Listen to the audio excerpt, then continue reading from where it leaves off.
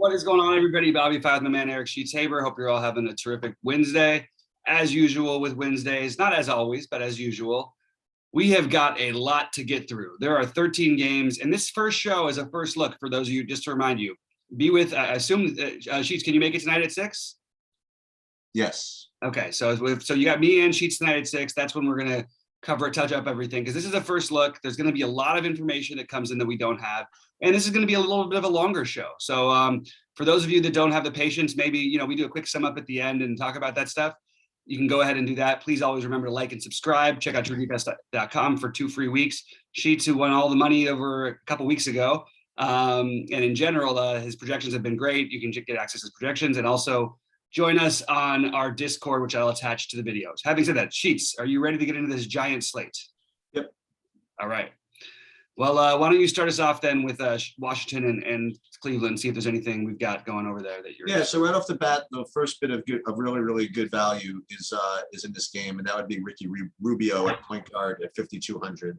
He's just with Sexton out, he's getting all the minutes and all the run, and he's been performing too. He's projected to be almost a 7x play across the industry. At 5,200, it's not like he's a 7x play at 3K. It's a very, very, very strong play, and he's going to be owned as accordingly. It's going to be a zillion game slate, so and then things can change and whatever. But currently, he's one of the top options on the slate.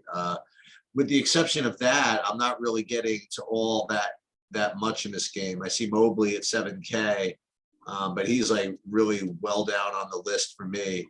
And as far as the Washington side, I'm really not getting much today. So for me, it would be just Ricky Rubio as a chalk bit of value that, it's just standing out as a really strong play. Yeah, I agree on the Rubio side. I also think Jared Allen is a terrific play. And I'm just going to keep doing the Jared Allen thing every time we don't have anybody in the front court who's not there, like you don't have Markkanen. With that, since Markkanen's left, Jared Allen has scored 56, 55, 41, and 49 fantasy points, and he has a good matchup against a weak front line of Washington. It's one of those, it's going to show up as a low-owned play early in the day, and my guess is by the end of the day, a ton of people will be on it. I did kind of want to find a run back because I like those 2 spots, and you're allocating a decent amount of your salary.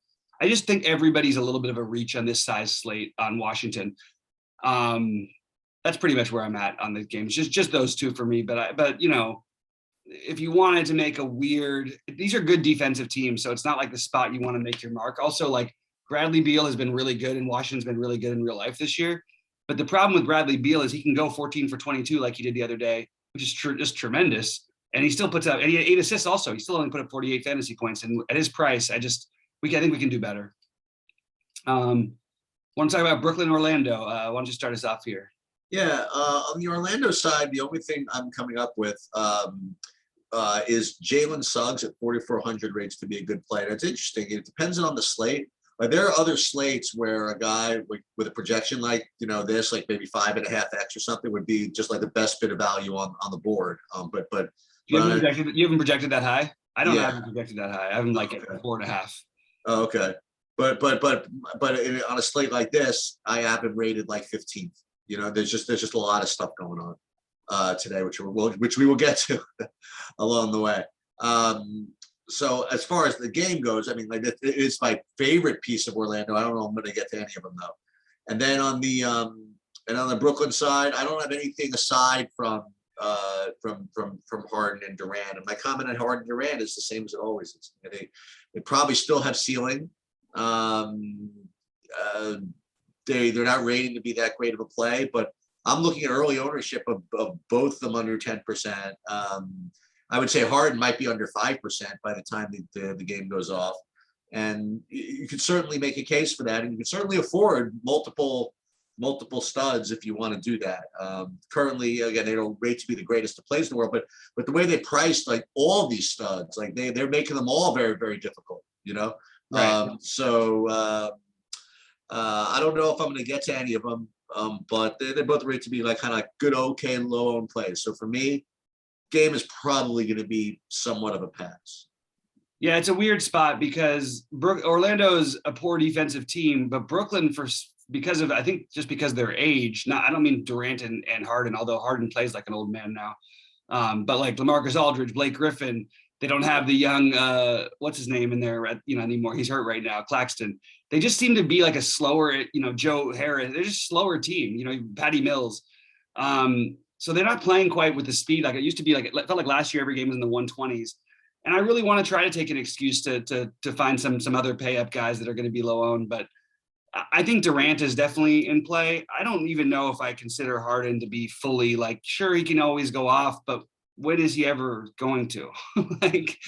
I don't know. I'm getting kind of tired of chasing this Harden thing while I still believe the same thing is true. If I would have just not played Harden at all this year, I would have been in really good shape. And I keep trying to take that counter angle.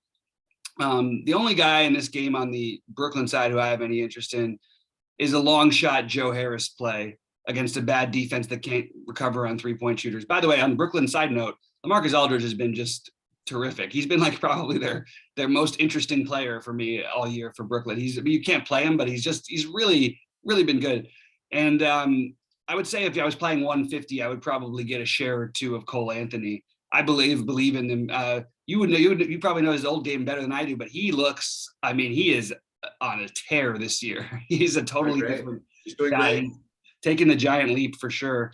And he's become their main guy. So Bamba and Carter, I would expect one of those guys to have a decent game against the front line, but I don't know or really want to guess at these prices. I think there's better plays we have later in the slate. So that's the only reason. Although Wendell Carter did just put up 54 against Utah. He's got a ceiling, man. He's 7K, but I don't know if I'm going to be able to do it. However, he is on my list a little bit. He's on my list, but like as a very, very long shot play. There's another, by the way, another guy. For those of you that missed that, I coached. Terence Ross. What? Sorry, I forgot about Terence Ross. Oh, okay. 3 points. You missed the reference. I mean, I coached against Cole Anthony a couple of times back when he was in like 8th grade. But even then, partially because of his pedigree, because he's Greg Anthony's son, and he was already like supposed to be a stud at Malloy. I mean, he was going places. I wasn't sure he was going to go one and done or whatever, go into the pros, but he was certainly going places. And the other guy we talked about, it was Moses Brown. We always knew he was kind of going places too. Right. I got one other, which is really going to blow my mind if this actually works out. But there's a guy who I coached against literally since 4th grade, like every year, like 5 games a year. And, at the beginning, he really couldn't even make a free throw. He was like big for the division. 4th grade means he was 5 feet tall, whatever. And then so he ended up, being like one of the better AAU kids around. But yeah, I didn't really think he'd amount to much. I just saw him yesterday hit a game-winning freaking buzzer beater for freaking Ohio State to win a big game. And his name is Zed Key. Like if he actually looks like good enough to make the pros, that one is going to really blow my mind because he's one that's really literally like was just like another dude like on the court for against us. So that'll be an interesting one. He plays for Ohio State. I think he's a sophomore. So that's something to keep an eye out. So that's pretty much all I have from this game. Do you want to move on? Let's move on. I'll start off this next one on the Toronto side.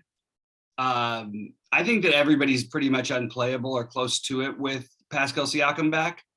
They have to give Gary Trent these minutes, though. I think he's been really, really good for them, not just like fantasy wise or whatever. I mean, he's become one of the better defenders in the NBA. Leads the NBA in steals right now. On top of that, too, and it just sort of makes things like. I mean, I'm a huge fan of this Toronto team. I said before the season that this is one of those teams that everybody expects to be in the lottery. That I expect to make a good playoff push.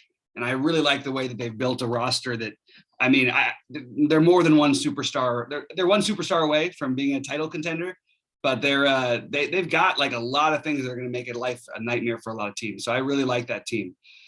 On the Boston side of it, I feel like I'm supposed to want to play Schroeder. I don't think I'm going to. I'm open to it. I don't feel great about it. I know Van Vliet is going to show up for people too. I'm just not getting there with Siakam back, although you could maybe argue maybe Siakam helps him. Who knows? It's hard to figure that one out because we don't have enough of on and off with him. He wasn't as good fantasy wise for the most part while he was gone as I thought he would have been. Marcus Smart should play a boatload of minutes and he's 5,400. Do I want to do that? I just don't think so. I mean, I think if Tatum was a reasonable price, and I think he is still on FanDuel at 9,500, where he's still playable. He's been really bad this season. Had a good game last time out. But I think I'm still leaving this alone, even with no Brown. Yeah. So for me, the on the Boston side, I'm kind of with you in that the top play from Boston for me would be Schroeder, but I still don't rate him really, really high. Like, I don't even have him in the top 20 of values. He ended up going off like incredible chalk in his last appearance. I guess that was just the first shock value of what's his name being out, I suppose. Yeah, he took a lot of ownership. I don't know exactly how he did, but took 22 shots and he still had 34 fantasy points. Yeah, so not a great time. But I remembered that, but I don't know if I'm gonna get to that. On the Toronto side, the guy who is showing up is like okay, is even with Siakam back, I still have Precious as being an okay play at 4,100, but I just think they're probably going to be better. I mean, you like him better than well, you know what? There are too many guys to compare it to right now, so we'll get to those. But I still think he's probably in play somewhat. I mean, you can get him at low ownership, but Van Vliet, he would be. I mean, it just feels as though on a zillion game slate that you're just going to need a little better than what Van Vliet can give you. I don't know. He is only 7,600, and he can. What is he going to get you? 50? That's possible, but like it's not like a dream matchup or anything for me. And even without Siakam, he had 50 a couple times, but mostly he was in the 30s. And you have Siakam back now, and I don't know. I mean, Siakam's not going to play his full slate of minutes. He'll play like 28 instead of the 38 that he usually plays. Van Vliet will play a million minutes and give you a million chances in a close game. So I maybe Van Vliet deserves to be on the list, especially if ownership starts going another way, which I expect it to, because I think he's showing up a little bit too good of a play early on. Anyway, so I'll pass on it probably. Okay. All right. Sounds good. You want to move on? Yeah, let's do it. How has it been so long since this Orlando team played? I mean, this Detroit team, they haven't played in, what is this, like, how many days is that? That was Friday of last week that they last played. What happened? I don't even know how that's possible. I've never seen that in the NBA in my life. With everything said, I think that Cade Cunningham is a virtual lock, and I don't think he's an absolute lock because he's too team involved, too good of a player. I just think that people are way underestimating where this guy should be priced, and because of Rubio being at the exact same price, I think it's going to take people off of Cade. And I think Cade has got legitimate, 50 plus fantasy point upside. I love him on both sites. He would be where I'd start on FanDuel along with Rubio. But I love Cade Cunningham today. I'm not going to waver on this. If I had to build one lineup, it's very hard for me to see Cade Cunningham not being in that lineup. I think there's room for minutes increase on that 31 is projected for him. He's played 31 already twice, and those were, he also played the back-to-back coming off of the early season injury. Played one of the two back-to-backs. I really, really feel good about trying to take a shot with Cade Cunningham, especially this is the number 1 and 2 players in the NBA draft playing each other.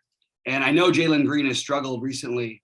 I will absolutely go right back to that and take a shot on a guy who can score against a team that plays like Detroit does. I know they're a little slower than I like, but I really think Jalen Green is being under projected in terms of his upside. He's going to play 30 plus minutes. He's just been pretty inefficient the last few games, and it's sort of taken everybody off him, but we know he has a ceiling. Maybe it's a little bit of a reach on this slate, but I do think he's interesting.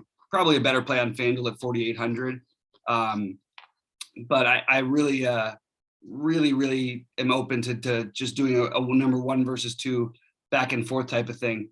Deshaun Tate always makes me nervous, but he's been really consistent lately. But he's in 5,100, I think is a very fair price for Deshaun Tate. Should have Tice back in the lineup tonight, which could eat into a little bit of his production and his minutes. But I'm on the right now. Those are the 3 guys from this game I like. I don't think I'm going to get to anyone else. The next one for me would probably be Isaiah Stewart, but I don't think I'm going to do that. And I don't think I can quite get to Christian Wood. Although I would say there's a lot of times where we say this about Wood and then he just goes completely nuclear, whatever. I think Wood is in play more on FanDuel at 8,200. That's where I have this. I find it interesting sometimes to see where when multiple players at very similar price tags, are kind of fighting for value positions. You mentioned Cade Cunningham at 5,200. You have Ricky Rubio at 5,200. You have Aaron Gordon at exactly 5,200. You have Portis at 5,500. I don't know. I find that type of thing interesting, even though they're not always exactly the same position. Then you mentioned another one, Jae'Sean Tate at 5,100. Like Jae'Sean Tate, like he's obviously doesn't rate to be as good a play as any of those guys.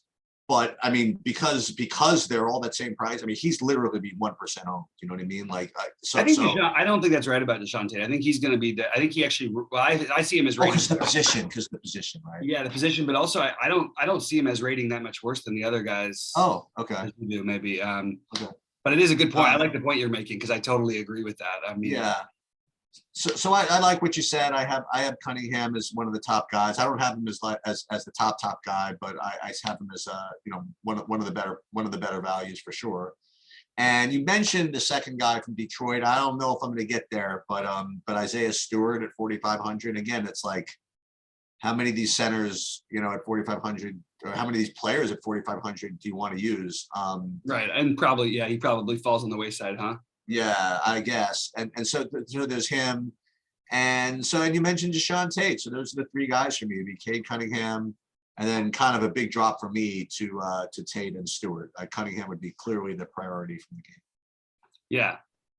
Yeah. Yep, absolutely. So we have another interesting one of those guys coming up in our next game. And I guess I'll run through this one and then I'll let you take over the first one next time. But I have the problem I have with Bobby Portis. It's the back-to-back I'm not crazy about. It was not, I mean, they really relied on Bobby Portis and he rebounds and he goes out there and he's going to take his shots. They're playing at Madison Square Garden. It's not an ideal matchup for any of these guys. But I do think Portis, he just does too much. And I expect his minutes to be somewhat limited on the second end of the back-to-back here, but they kind of need to win games and they look a little bit lost, which makes me, want to go there. Usually I would love the price jump on Giannis and I would just say, oh, you know what? I'll just lock Giannis in. I've mentioned it already against this particular team. I don't like the way that they match up down low against the Knicks. And, you see with the one dud, the second lowest game of the season, the two lowest ones are Miami and Detroit.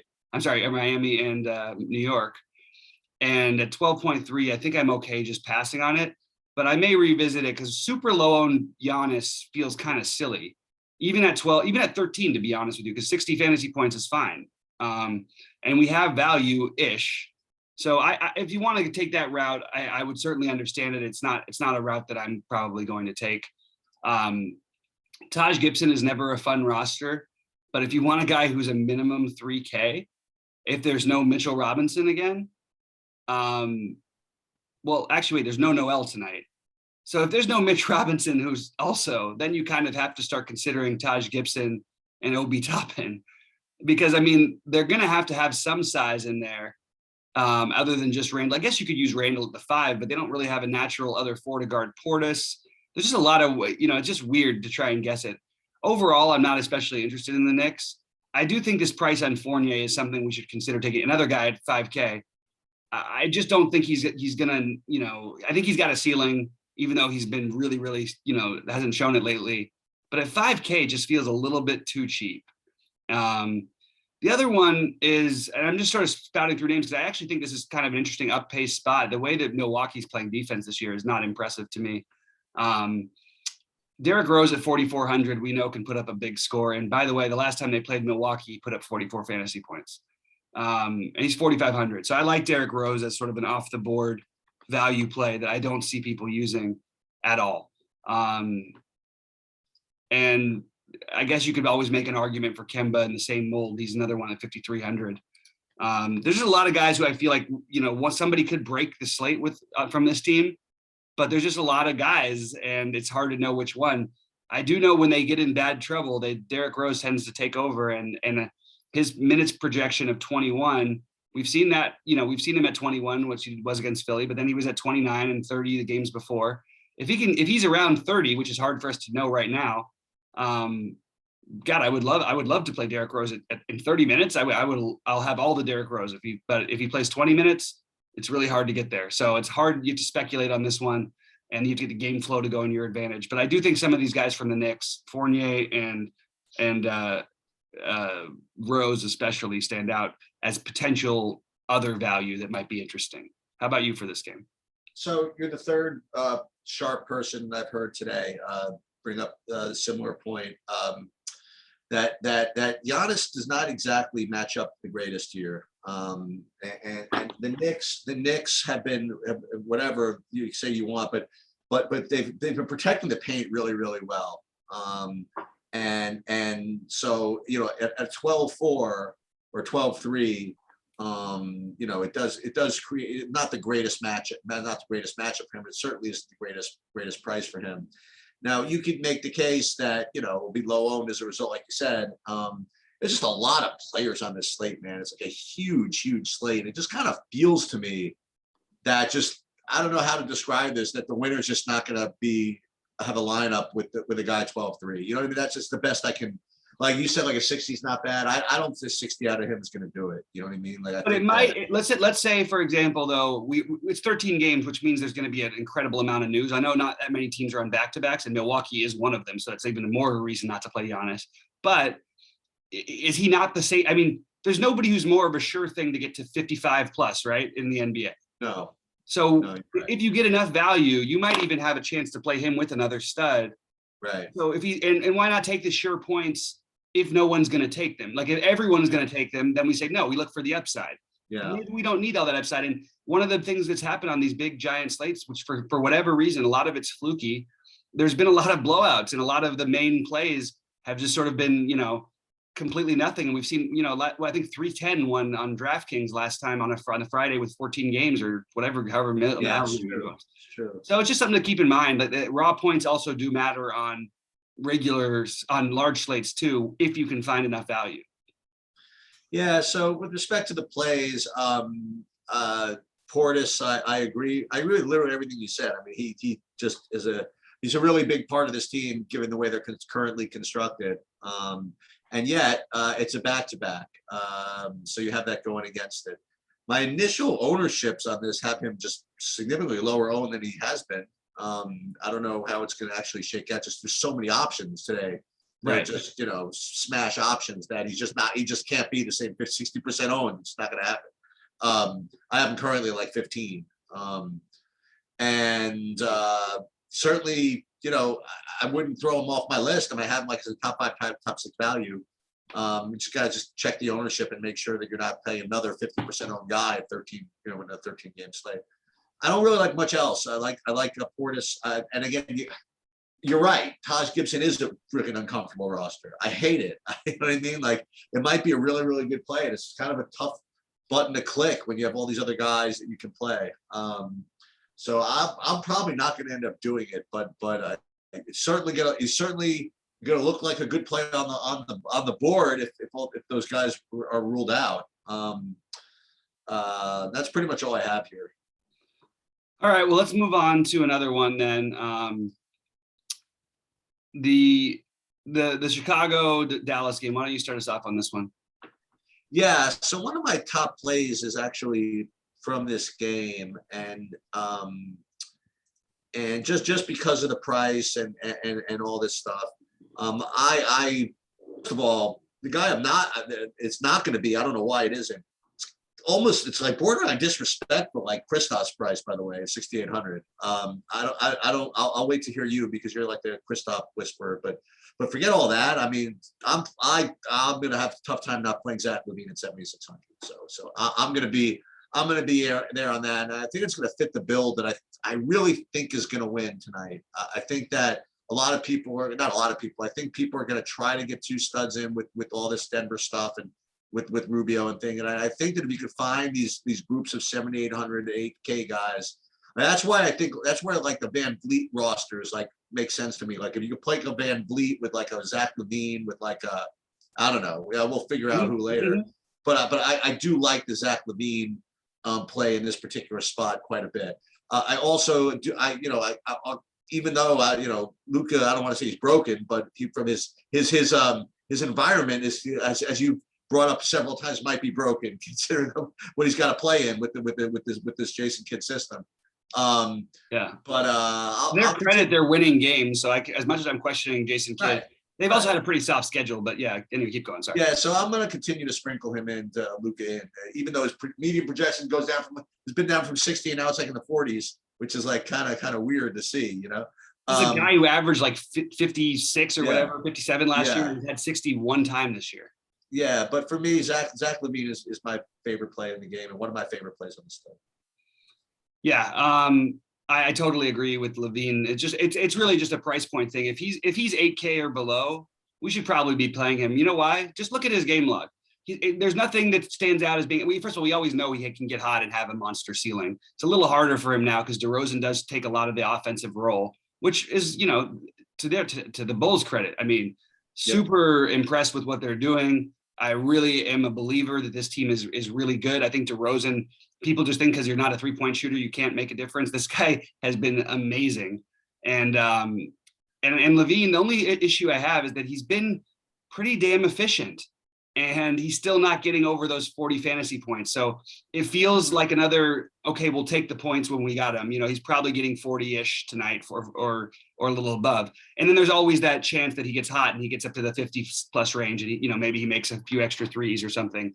But overall, they're a well-balanced team now. So I am personally, I'm into LaVine like you are. On a smaller slate, I would say that we would look at a little bit of Caruso, but I don't think there's any reason to do it here.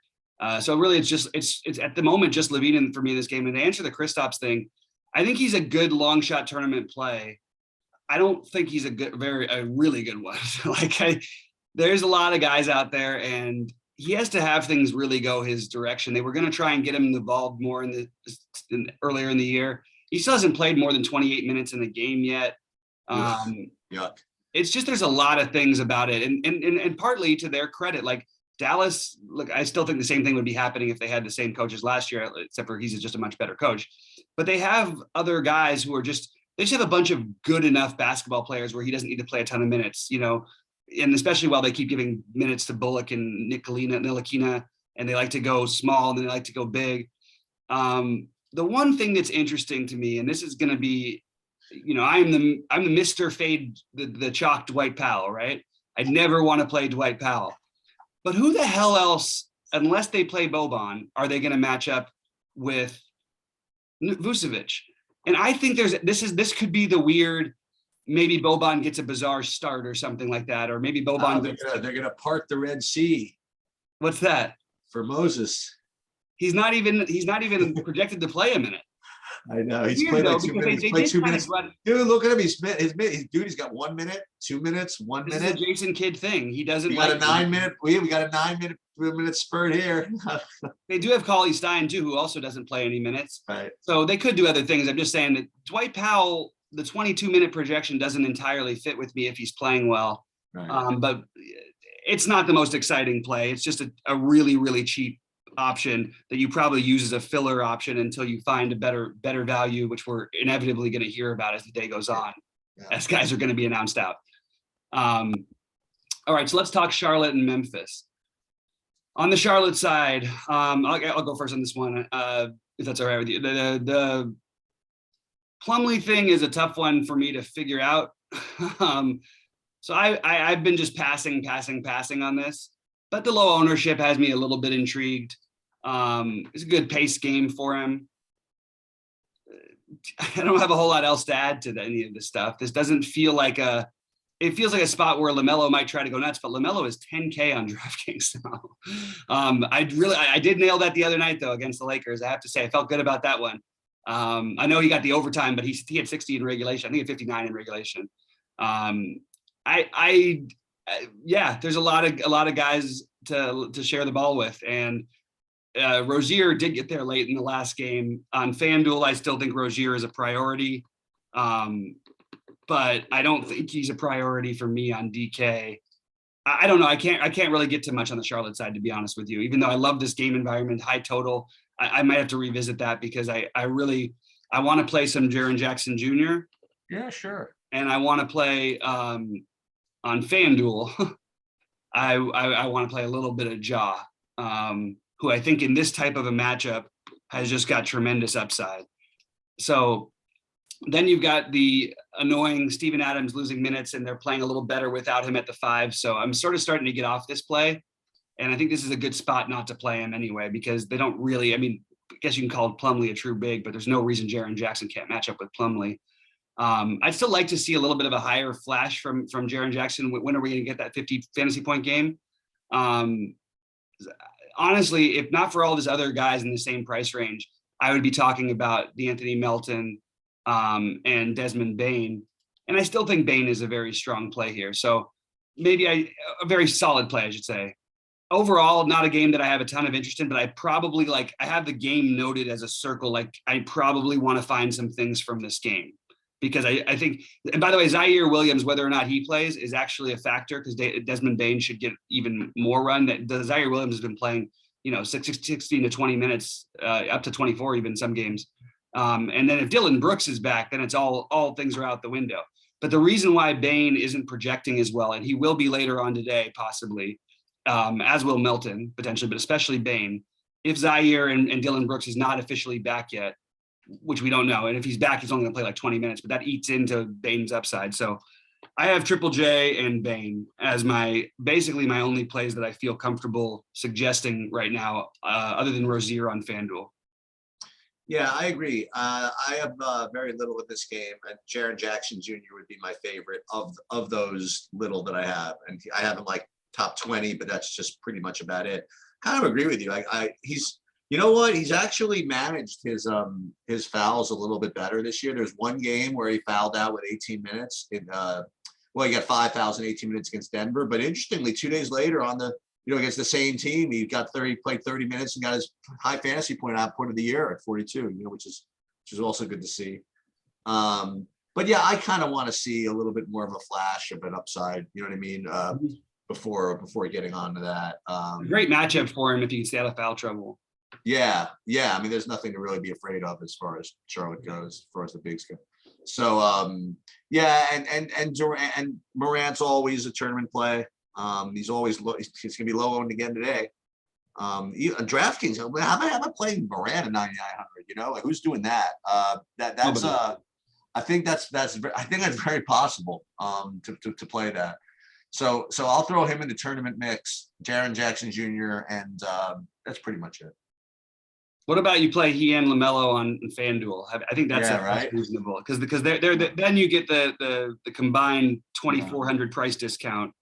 I think that's probably more where I want him. And by the way, it's a good matchup for Miles Bridges as well. They just making him a little bit higher each time. And Charlotte, with Rozier is a fairly balanced attack. Although I do like Bridges, I'm not going to get there today on this particular slate, I don't think. OKC, New Orleans. Do you want to start this one off? Yeah. I'll keep playing, or at least threatening to play Valanciunas. I mean, 9,100 might look funny, right, for people that haven't been following along. But the Oklahoma City matchup, it's not like Bill Russell is going to be playing for Oklahoma City. And normally I'd worry about blowouts against Oklahoma City, but New Orleans hasn't been able to play that well either.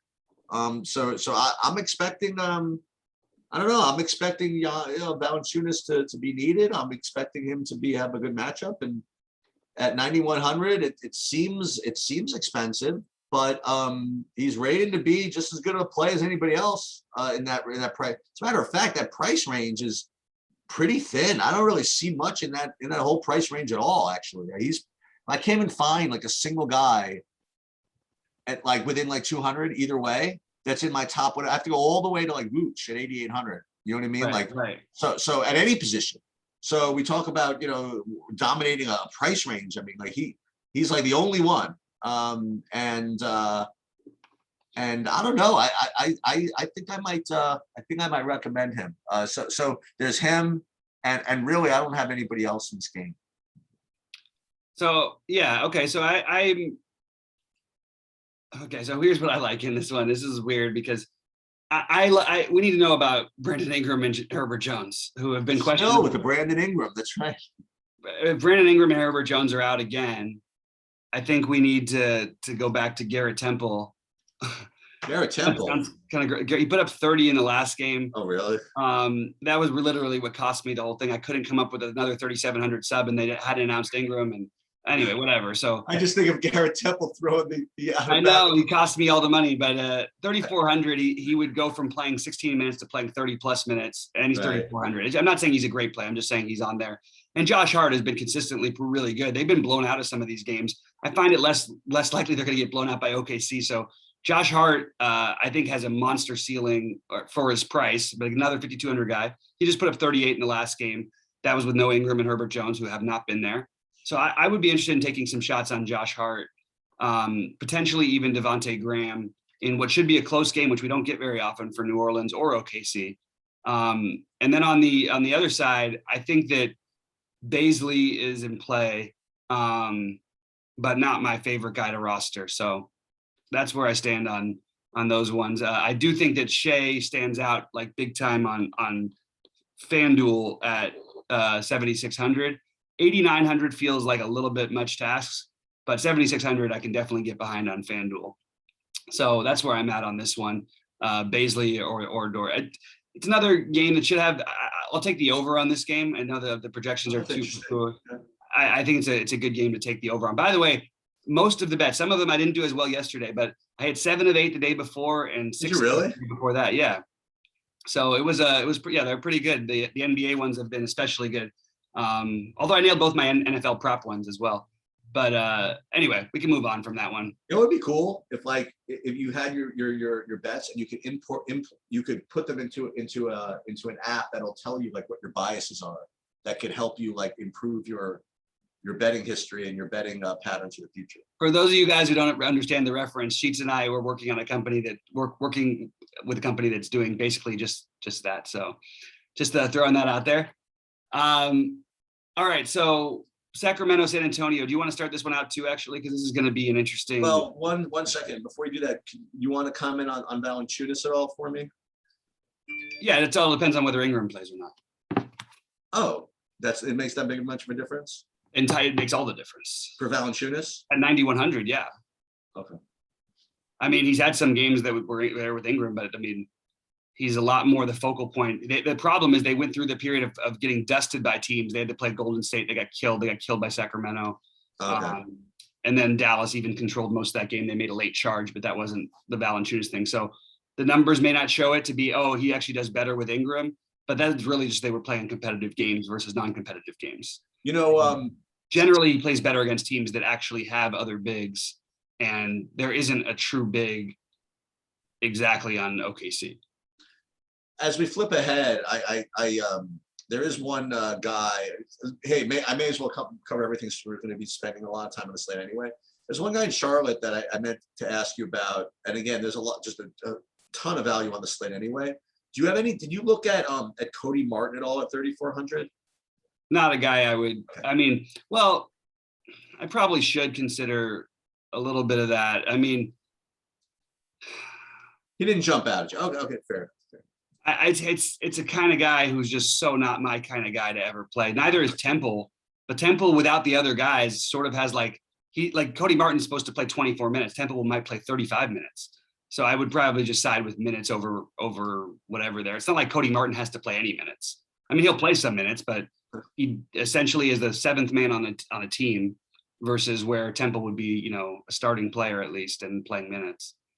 So do you like anything at all in Sacramento, San Antonio? I think we're supposed to. Well, this is another huge one we need to know is what's the deal with Tyrese Halliburton? I don't know what's going to happen with Tyrese Halliburton and Terence Davis for that matter, who also eats up in some extra minutes, who played 26 minutes in the last game because when there was no Halliburton. So if you eliminate both those guys, you want to look heavier into Fox for sure. You want to look heavier into Davion Mitchell, and you want to consider somebody healed, although his price is not totally desirable. And then also Harrison Barnes would get an uptick. And I like Harrison Barnes a little bit. I like this. I like the game environment here. I'll take Sacramento to win this game on the road, by the way, if I have another betting one that I like. I think Sacramento's a much better team than people have given them credit for. But the Spurs always fight.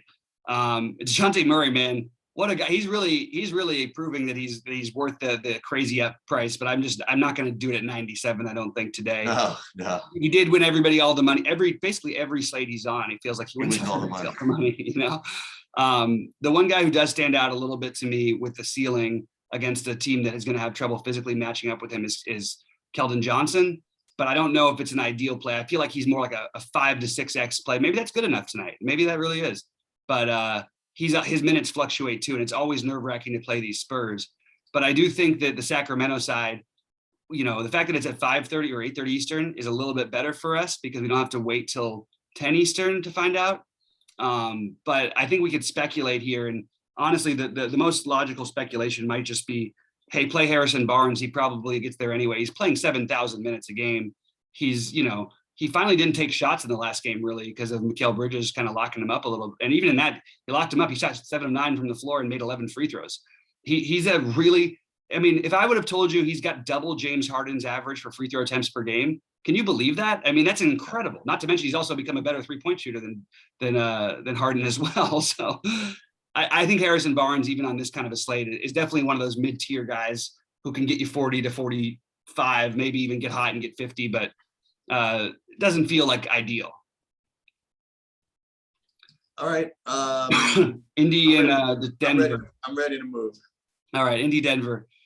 You want to do this? If people really look, Torrey Craig has had one monster game and one monster half. He had the 26 fantasy point game where he had 22 in the first quarter, and then he had the 48 fantasy point game, and they're down bodies. So maybe, or they're giving him minutes, I should say. They're not down bodies. They're just giving him minutes. I don't think I'm that interested in anything except for maybe Brogdon on the Indy side, and he's coming back from an injury. So even that, I kind of want to go, maybe not. You know who has the highest usage rate in the NBA? Who? Karis LeVert. There it is. He has the highest usage rate in the NBA. Now, what he does with all of it is a different story sometimes. And even though he got there fine, he was fine for us last time out without Brogdon. I don't think people are playing Karis LeVert, and I think he's another one of those interesting 7,500 plays that I would sort of say, is he as good of a play as Levine for a median projection? Probably not. Is he as good as Levine for maybe an upside projection? Probably not quite, but it's close, you know? And you get this forward eligibility because we know that there's a million guards today. And then you get the side, partly why you think about all this is because you've got this Denver side, and people are going to overreact to everything with Michael Porter Jr. being out. Am I missing something with Denver? Oh, wait. Yeah, Jokic is out. Oh, they did suspend him? Yeah. I didn't need to tell that they see that they suspended him. Yeah. Wow. Let me start with this then. Go, you start with it, because I did not realize that. I have to so with Jokic out, this is what's happening. So right now, what's projected as the highest play on the slate by like leaps and bounds is JaMychal Green at 3,200. He's currently projected at almost 9x across the industry. Then you have actually the next one I have is Jeff Green, believe it or not, at 3,400. He's projecting almost 8x. Then you have Aaron Gordon at power forward. He's projecting about 6x at 5,200. That's about the same as JaMychal Green and Jeff Green at 3,400. Then you also have the other, the good guys. Like you have Will Barton is going to remain, is going to even more usage, at 6,300. And then you have, if you feel like playing PJ Dozier, you can play PJ Dozier. So this is the thing for today is how much Denver, who's starting, who's playing what. But these are the guys. It's a combination of both Porter and Jokic out. Just makes it one of those things, So that's the deal with the Denver side. And for Indiana, I didn't even put 5 seconds into Torrey Craig or Indiana at all. So I'll have to take a look at that. But again, for me, like opening line, so to speak, it has JaMychal Green as the top play. And I currently have his ownership projected to 40%. Could end up being higher. Jeff Green, 3,400. I have him projected 25%. I have Aaron Gordon, 25% up. So all these guys with both Jokic and Porter, people are going to probably play four Nuggets, five, whatever it is. So this is going to be the game you have to figure out. Okay, yeah. I mean, I just didn't know they were gonna. I didn't know they suspended them officially. That was my bad. I had an old chart here. Okay, so let's rank these guys. I mean, so the thing is, I do think that Jeff and JaMychal in that order. I would say Jeff because the minutes are more secure. Okay. JaMychal has much more, is more active and will usually do more. I think Aaron Gordon would probably be next just because the price gap between he and Barton. But I would really like Monty Morris here. Okay, he's the next one, yeah, for me. Yeah, and then the question is, do you do something weird and hope that things go in your favor? Because there's an outside chance that Bones Highland ends up getting a lot more minutes. Okay. If they want to do something different, and we're not going to get this lineup until 6 o'clock. Yep. There's a chance, by the way, that we say all this stuff and then Austin Rivers ends up starting. We've seen that before. But I'm just saying, like, just these guys will be in the rotation. But remember that you've also got they're projecting Campazzo to play like 10 minutes. I think there's a chance like Campazzo plays like 24 minutes. So it's just remember the minutes can be spread, and it doesn't mean these guys have to play all the minutes in the world. It is a big Indy front line. So JaMychal Green, and even to some extent, Jeff Green makes sense for that. It's kind of weird that they don't really have another big that they can play out there. Like Aaron Gordon, I guess you can count as a semi-big. He's big enough body. But you've got Sabonis and Turner on the other side. So you're going to have bigs out there. I guess that is mostly going to be JaMychal and Jeff. But I think that you've got, and Jeff Green is really, he's not really a big either. But maybe you do see, wow, this is a weird one, man. I really wonder what they're going to do. I'm very curious to see what the starting lineup is. Because it seems logical to be Morris, Barton, Gordon, Green, JaMychal, but that sort of leaves you small. They could do something weird and start not even play him that much. He wouldn't be viable, but they could start Zeke Nnaji. Yeah, maybe. Just for some size. I don't know. You're going to want at least one of these guys. I don't know if you want all four of them, but I think you want probably two of them at least. Yeah. Gordon and Barton are going to at least have the roles offensively and everything, but somewhat. But I mean, we haven't really seen Aaron Gordon in this spot. It feels weird for a guy who basically has had plenty of times to get there without Porter, without Porter and without Jokic. And they're only, by the way, a 3-point underdog. There's no way. Are they really only a 3-point underdog? Yeah, I told you Indy's really bad. Their defense is really bad. I still kind of like the over in this game. I think that's a really good thing to do, by the way, too. Because Jokic does slow things down. Yeah, but I mean, Indy plays fast, and all these other guys for Denver play fast. Yeah. And I'm telling you, the Denver dudes, they look. They won't say this, but as a coach, I remember this. All the other guys, they love it when the top usage guys are out. They Absolutely. Just love it, and they are not walking this ball up the court. They are going to get as many shots up as humanly possible in this game. Everybody can play. I mean, look, if there was a 6-7 point spread in this game, I would be all over Denver. It does make me want to. I guess that's why it's not 6 or 7. Yeah, you can play four guys from Denver for sure. But my suggestion would be to try to maybe play a guy who might be a little bit of a reach in either a LeVert or a Brogdon. I mean, as I mentioned, LeVert with the highest usage rate in the NBA. Yeah, there might be something to that play, even with Brogdon coming back. I mean, I'll work on this one before the end of the day, because I think this is, if I want to play four from one side and play a chalky thing, I want to get a low owned guy on the other side and hope the game stays close. I agree with that. That's my thinking. Wow, that's good. It's an unfortunate game changer for this slate, because I really like the other plays that these guys are going to kind of make me not be able to play as much of, because you're going to have to probably have one or two of them. If it's a total massacre, then maybe only one guy gets there. But it's really hard. It's just there's only so many things you can do. And on top of it, Indiana being as poor defensively as they are, it's even a better spot. It's not like they're playing the Heat or something. Okay, so I think I have, and if I was ranking who I would be playing, it probably would go Gordon, Jeff Green, JaMychal Green, Barton. but maybe you could argue that Barton could be number 1 or number 4 there. It's really close. But all those guys are interesting. Then Morris being the lower owned of the bunch, I think is super interesting as well. And the game certainly, and this game, like you were kind of intimating, certainly stacks itself. You know what I mean? Like you could play either Brogdon or LeVert or Sabonis or 2 of them or whatever. Yeah, I'm looking at I mean, what you brought up before about how they're using Sabonis just sort of taking me a little bit off of him, and it's very true. I mean, he can get there with things, but like the assist rate for the most part is going to be down. I mean, you have Karis LeVert as the highest usage player in the NBA, so that's going to make your numbers go down a little bit, you know.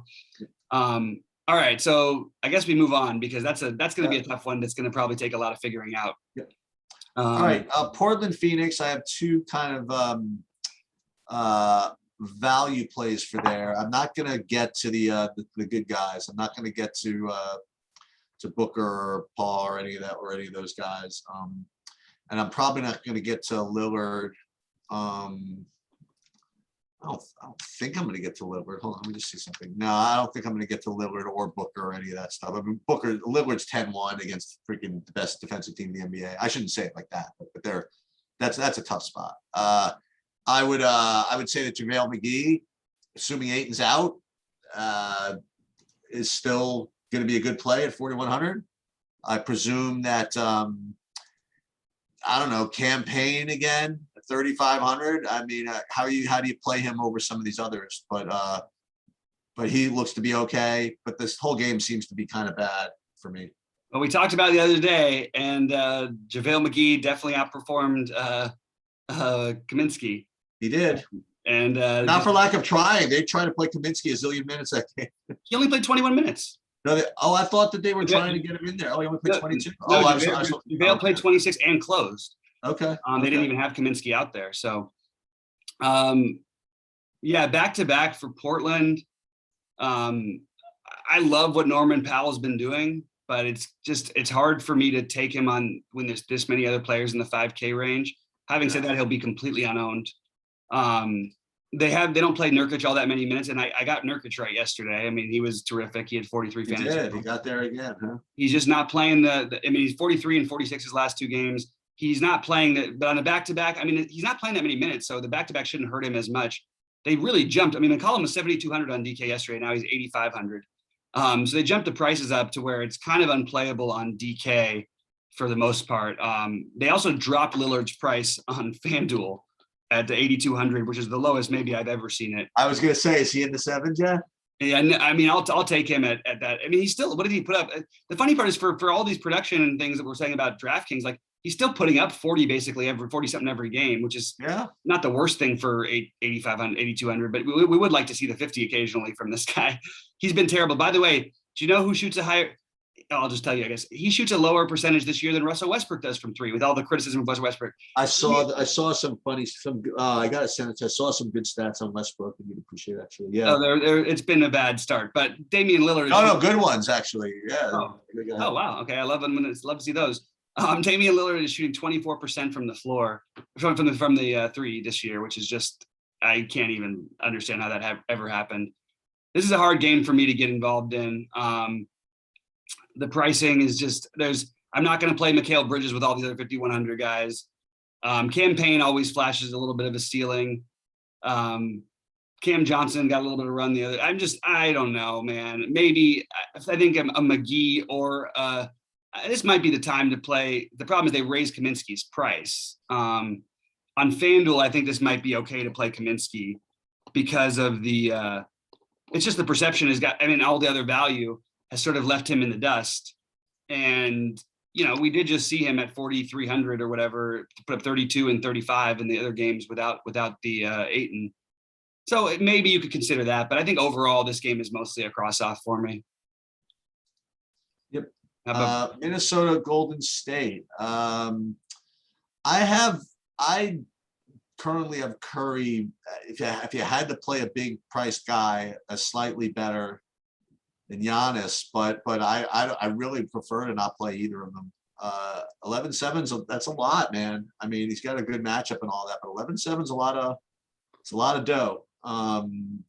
I don't know what I'm going to get from this game, if anything. I mean, seems kind of weird, right? I mean, it's Minnesota and Golden State. That's like a premium.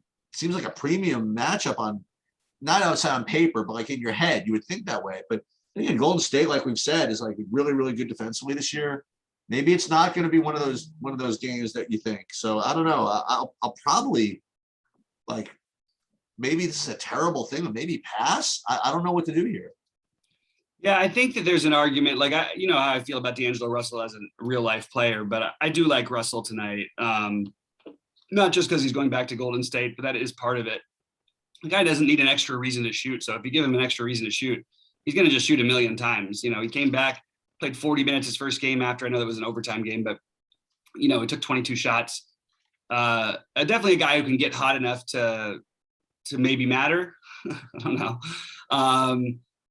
It's hard to find a lot to want to do here. So I'm sort of with you, actually. And he, you know, he cuts into Cat and Edwards a little bit. But if you were going to play a Curry, you could run back with one of those guys. I think Draymond's interesting. Sort of that, you know, that upper mid-tier pricing, really good matchup against Minnesota, but just doesn't feel like the best play on this big of a slate. Jordan Poole can always get hot and put up to 45 fantasy points, but I think it'll probably be Curry or nothing for me personally on the Golden State side. And then I would like, you could easily justify a run back. I mean, it's how long is it going to take them in Minnesota to realize Karl Anthony Towns is 35th in the league in shot attempts. There is no reason that should happen. Karl Anthony Towns should be shooting in the top 10 of every team. You don't need to make room for D'Angelo Russell shots, and Edwards will create his own enough. They don't do anything. Everything's ISO. I mean, honestly, this spread of 7.5 doesn't even feel like enough. I feel like this should be a Golden State, like just throttles them with the way that both teams have been looking. However, I'm not going to say it's one of my bets. I'm just thinking about it. Anyway, this is a weird game. I don't have a current strong stance. I think I'd prefer Giannis over Curry for safety and Curry over Giannis for upside, I guess.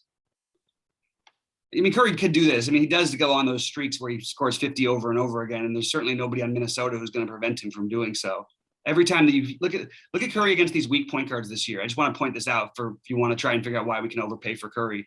And by the way, on FanDuel, Curry is going to be popular and should be at 10.2. But so Curry against these weak point guards, I mean, when and weak point guards in games where they actually need him in competitive games, Ja Morant, he puts up 59 fantasy points. Trae Young, he puts up 86 fantasy points. I'm not saying Ja's weak. I'm just saying like point guards who aren't really known for their defensive thing. De'Aaron Fox, who's actually known as a defender, but gets lit up by everybody in the league, 58 fantasy points. Against the Clippers, 68 fantasy points. Against the Lakers with Westbrook weak defensively. And 50, by the way, he puts 58 up in that game, 5 for 21 from the floor. There is an argument to be made for him for sure. I don't know where I'm going to end up standing with my builds. We do have the value to try and reach for it if you want to do it. So it's definitely something that'll be considered. But my guess is by the end of the day, Giannis and Curry become pretty popular because I think we're going to hear even more news that's going to open up some things. And we already have a ton opened up. All right. Want to move on to the Heat Laker game? Yeah, this game could be interesting because you could have no Bam, you could have no Hero, and you could have no PJ Tucker. That's like 100 minutes, which would make, I mean, I still think Duncan Robinson would have been in play for me if not for this Denver issue, but maybe he still is against this Laker team. Jimmy Butler I think he's interesting. This feels like a kind of matchup he'll try and really show up for. And, as long as he doesn't fight Jokic's brothers beforehand, it feels like a lot to pay for him, but I think it's reasonable, but it's especially reasonable if you have no Bam and all these guys. If Bam plays, I think he's kind of interesting, but nobody who I feel absolutely dead certain I need to play on Miami. I do like I think I would lean a little bit under in this game, but it's really because it's weird to see the Lakers with 104 point projection, but Miami's defense has been awesome. So, and then you have the really expensive Westbrook and Davis combination. And yeah, they got there in overtime. Westbrook struggled in that game, did have the triple double. got to 60. Davis got to, what do you have, 65, 68. Not a great matchup, obviously, for either of them. Having said that, they'll also have to be much more, you'll have to rely on them much more heavily in this kind of a matchup. So all of the value, all of the spend ups today, they spent all the way up. They did a good job, actually, to their credit, because they had this value with no Jokic. So now they've priced up everybody. And I still think Westbrook and Davis are very, very viable. I think their projection is far too low. I think they should be projected to score somewhere in the mid 50s each. I probably prefer Westbrook, but it's really close between the two of them. And again, as usual, probably certainly in Westbrook's case, a better play on FanDuel. 9,400 on FanDuel for Westbrook at low ownership just seems kind of psychotic. I know it took him a while to get there, but like the guy's going to give you every opportunity. That's all you can ask for. He's going to get there with his rebounds and assists when LeBron's not playing pretty much all the time. Less so with the rebounds because they do have a lot of bigs to rebound in LA, but the assists will always be there. And he doesn't have to put up that many points. He has 15 assists. Also, Rondo's questionable, as is Austin Reeves, which could just mean more minutes. And they're really trying to win games. So, wow, I feel like I've got an idea of this slate, but I don't have an idea of which guy I want to spend on, or if that's even the optimum route. Maybe we can use the value and play the 7K to 9K guys, like you sort of suggested earlier on. What do you think about this game? Yeah, I'm with you in a couple of things. First of all, I do think that if Bam plays, he's, okay. He's pretty. I will say that, I mean, he has not been doing very well in the last at least 3 or 4 games. Not fantasy wise. Not fantasy wise.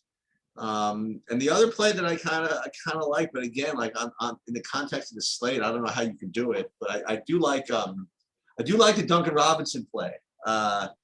A smaller slate, less competition at that price range. I would think that's like a really strong price and a strong matchup. Lakers will let him shoot all day, I guess. I don't know. But so I do like that a little bit, but I don't know if I'll get there. And Lakers side, not too much. I mean, it'll be good for them. They had a nice game the other day. But I don't know. I'm probably off of this game pretty much.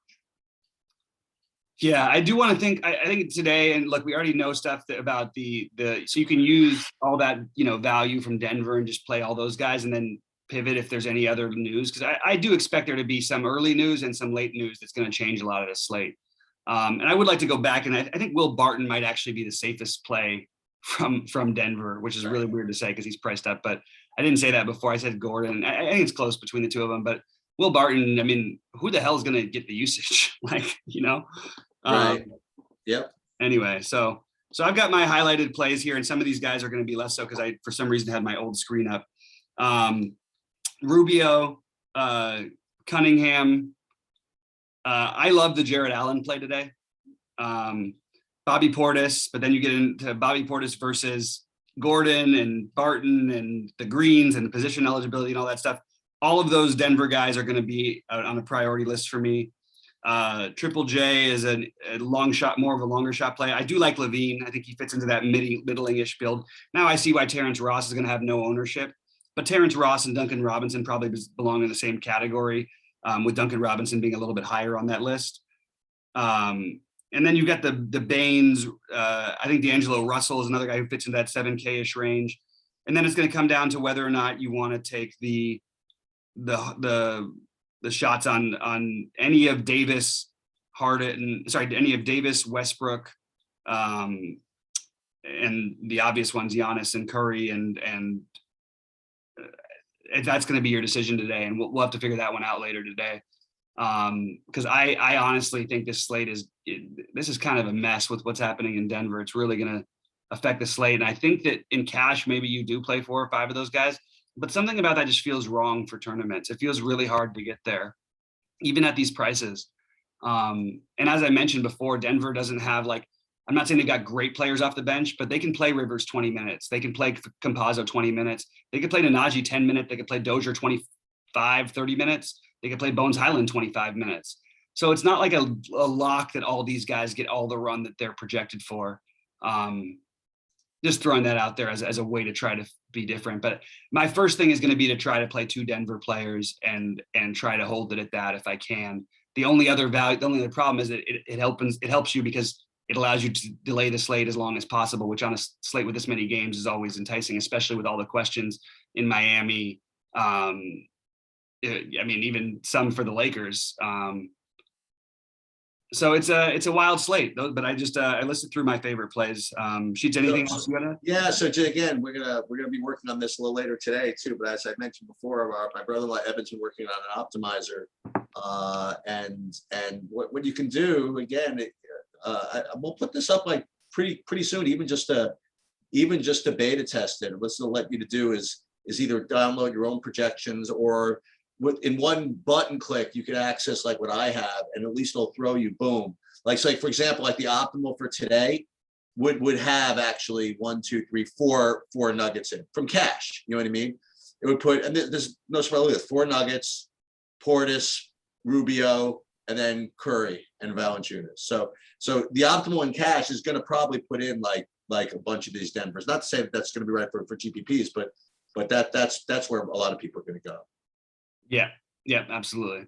All right. Well, good luck to everybody. I hope we all can find a way to crush it tonight. I think that we talked about some good plays, and we're going to probably have a lot more for you later today. I do think that natural middling range with the value is my first instinct, but I think maybe I can certainly be talked into a Giannis or a Curry. Good luck to everybody, and we will see you at 6 Eastern. Okay.